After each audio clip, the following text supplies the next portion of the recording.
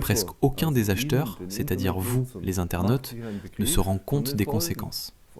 Surtout des conséquences du fait que le fabricant est en lien avec des centaines de milliers d'autres acheteurs et obtient ainsi très rapidement une vue d'ensemble.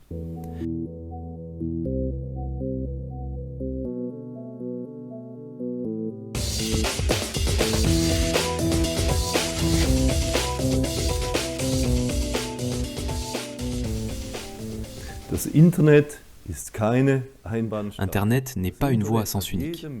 Internet a donné à chacun un lien avec le vaste monde.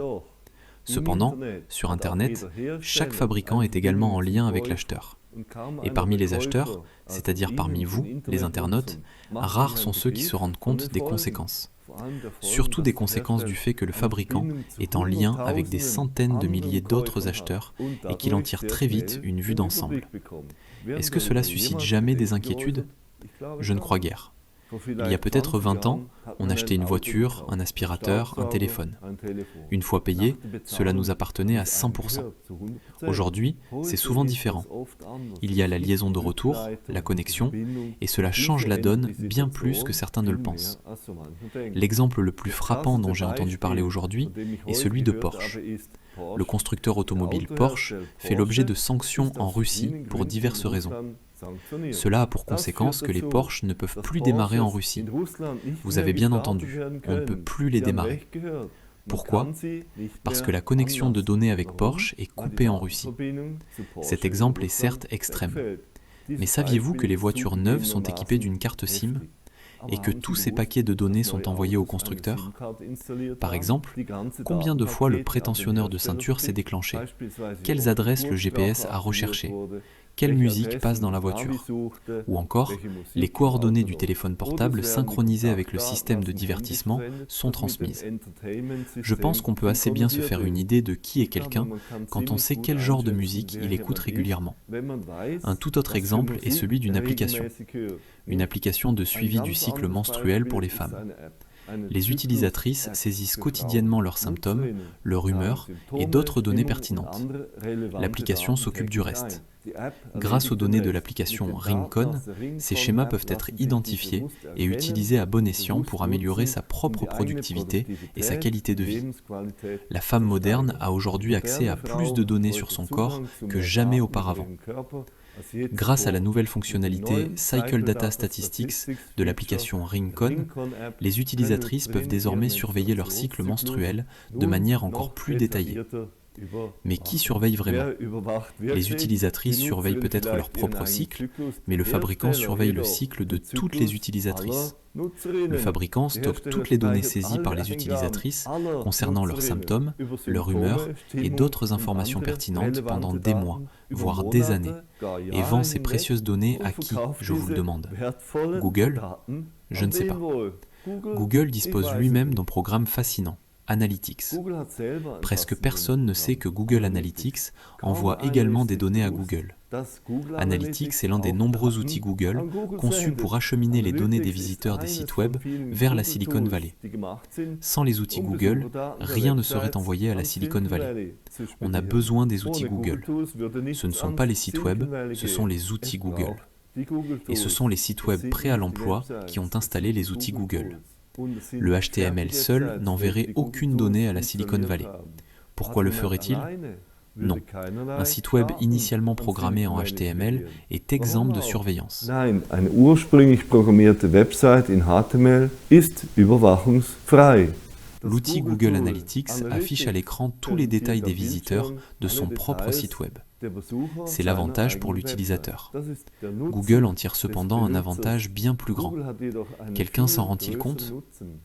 L'utilisateur d'Analytics ne voit que l'analyse de son site web. Google voit l'analyse des 44 millions de sites web en 2025. Google voit l'analyse de 44 millions de sites web. C'est peut-être la punition pour le fait que chacun ne pense qu'à soi-même. La vidéo numéro 37, la vente au rabais à la Silicon Valley, fournit plus de détails sur cet outil. Ce sont les sites web prêts à l'emploi qui permettent de connaître les données sur les visiteurs. Que sont les sites web prêts à l'emploi ? Des sites web qui sont déjà prêts à la sortie d'usine. WordPress, Jimdo, Joomla, fabrique des sites web prêts à l'emploi. Ces sites sont remplis d'images et de textes, puis mis en ligne. Avant l'avènement des sites web prêts à l'emploi, ce sont de véritables concepteurs web qui programmaient les sites. Ceux-ci n'avaient aucune raison d'envoyer les données de leurs visiteurs vers la Silicon Valley. Dans les sites web prêts à l'emploi, en revanche, les outils Google sont installés, qui envoient les données de leurs propres visiteurs vers la Silicon Valley. Ici aussi, il existe donc une sorte de connexion permanente avec le fabricant. Seulement, celle-ci ne va pas vers un fabricant, mais directement dans la Silicon Valley, vers le centre névralgique, pour ainsi dire. Les données des utilisatrices d'applications et des automobilistes finissent elles aussi au même endroit, dans la Silicon Valley, chez Google et compagnie. Et qu'en est-il de l'IA, cette technologie résolument tournée vers l'avenir? Pour cela, il suffit de se demander, où les questions trouvent-elles une réponse? Sur le téléphone portable, par exemple? Non. On interroge le centre via le téléphone ou Internet. Celui-ci répond à la question et l'enregistre. Car l'IA s'adapte littéralement à vous au fil du temps. Avec le temps, l'IA sait comment on pose les questions, ce qu'on entend par certaines choses. Et l'IA aussi revendra ses données sur le vaste marché des données utilisateurs. Si l'on utilise l'IA dans son travail quotidien, celle-ci nous assistera et nous accompagnera comme souhaité dans nos tâches quotidiennes. Et tout cela sera enregistré de manière centralisée. S'il est vrai que bientôt tout le monde dans le monde aura besoin de l'IA, alors bientôt tout le monde sera enregistré par l'IA. On pourra alors surveiller le monde depuis le centre de contrôle. Et tout le monde se prêtera au jeu, sans réfléchir. C'est en effet la technologie de l'avenir. Und dann jeder macht mit, bedenkenlos. Es ist ja die Technologie der Zukunft. Voici un autre article sur le sujet. Si personne ne le dit, je le dirai moi-même. Vous pouvez visionner d'autres vidéos à tout moment sur blog.munar.ch, sans surveillance ni interruption publicitaire. Vous pouvez également aimer, vous abonner et commenter la vidéo sur blog.munar.ch sans alimenter aucun algorithme. Si vous avez besoin d'un site web qui n'envoie pas vos données de visite à la Silicon Valley, rendez-vous sur munar.ch. Si vous avez trouvé cette vidéo intéressante, partagez-la. Aimez-la sur blog.munar.ch ou abonnez-vous pour être averti de la prochaine vidéo. C'est tout pour aujourd'hui. Merci beaucoup de votre visite et à bientôt pour la prochaine vidéo. Und bis zum nächsten Video.